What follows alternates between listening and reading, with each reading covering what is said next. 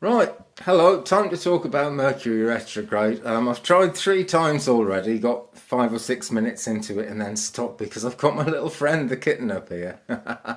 I've had her about 6 weeks and her sister as well. And this was always the slightly unfriendly one who stalked around the house and didn't do much, but she is suddenly very, very friendly indeed, just as I'm doing this Mercury retrograde video.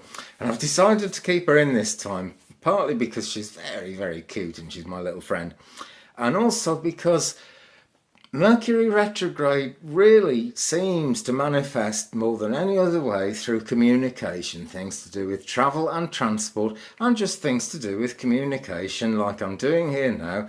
And the kittens come in the way and sort of made it a bit tricky. And it's absolutely not a problem.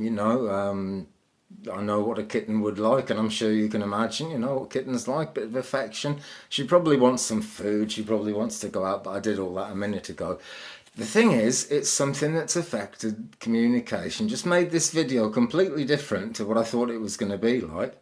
But no doubt it's leading it along the right path because there's no such thing as coincidence.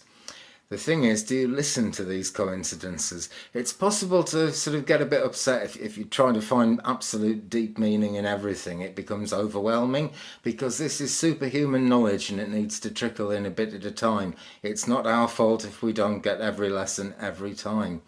And Mercury retrograde isn't really about people's fault or blaming people.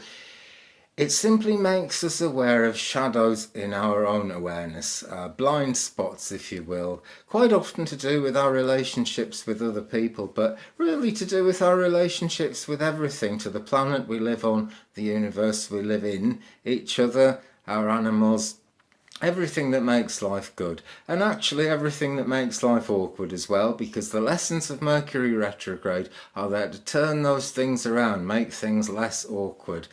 As we go through the Mercury retrograde period, I will make videos, a video blog about it pretty much every day if I can, but sometimes it's not all that eventful and I might leave it a few days then. But today I just want to very briefly key you into sort of what it's about if you've never looked into it before. Excuse me, there are several different parts of Mercury retrograde. There's a pre-shadow phase which we're about to move into tomorrow, and I've just scrolled down to, there we are, tomorrow, Monday the 24th of July 2017 is the first day of the pre-shadow or the foreshadow. And that goes on until the 8th of August when things become intensified, and it's the pre-shadow phase intensified. And then on the 12th of August in the United States and the 13th of August in UK, in fact at 1 a.m. UTC on the 13th of August, Mercury goes retrograde in 11 degrees and 38 minutes Virgo. So it's going to be a Virgo-centered Mercury retrograde. After that, then we have the post-shadow phase intensified as things begin to calm and Mercury slows down going backwards and comes around to going forwards again. After about a week of shenanigans, we really get into the post-shadow phase. That goes on for another fortnight, and then there's a few days of it quite intense post-shadow again.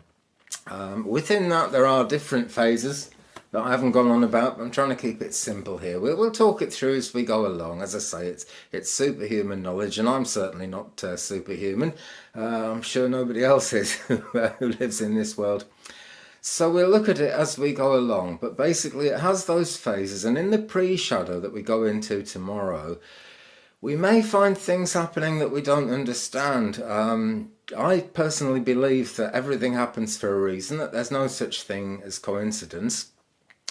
So I tend to see meanings in things, but I wonder what the meaning is, and I give it time. It's too easy to jump to conclusions when you're looking at sort of meanings and cosmic things that happen. So I'll give it some time and I'll think about it, and I'll usually be quite baffled, and at some other point in the Mercury retrograde the lesson becomes clear, usually towards the end. But then when that happens and I look back and I think, oh, that's what it all meant, I start seeing the other confusing little things that cropped up starting to mean something as well.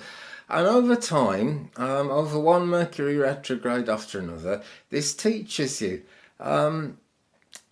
And it is really about listening, you know. The Native Americans, of course, were barefoot, and any sort of type of barefoot people, any tribes or groups of people who are barefoot, pick up more of the vibrations of the earth. People talk about geopathic stress as if it was a sort of mad idea, but it's actual science, you know, that the planet feels. It does have feelings and it does transmit vibrations which you can feel if you go around barefoot. But we've learned to put on shoes and we've poured concrete all over everything, so it's that much harder to feel those vibrations. And that is one of a squillion things that makes the Native American ways so special and so fascinating to any of us on a spiritual path.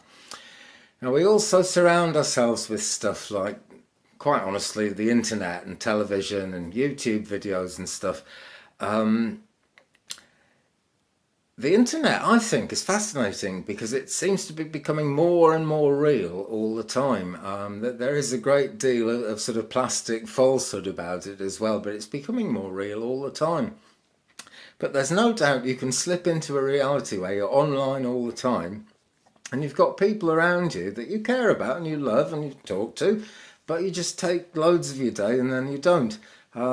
Classic example of that, when my beautiful little kittens here arrived, I made a video to send to the lady who kindly gave me these kittens, and I made a video of them and they were sort of playing around. It was ever so cute.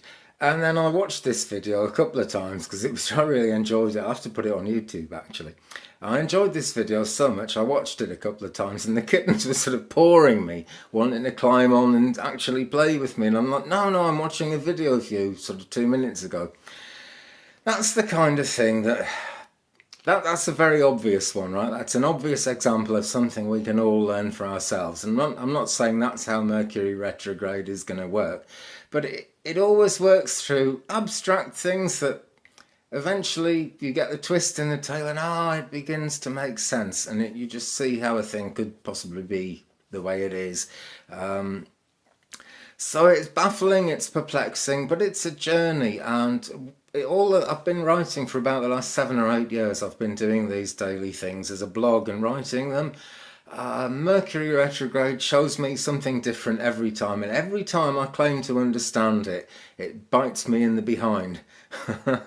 So it's bound to be an interesting ride, but don't fear it. It's not here to punish at all. It's just here, like a great many of the cosmic influences that we have the benefit of. It's just here to lead the way and to make the future easier. Everything you learn, every lesson you learn is one more lesson you haven't got to learn next time around.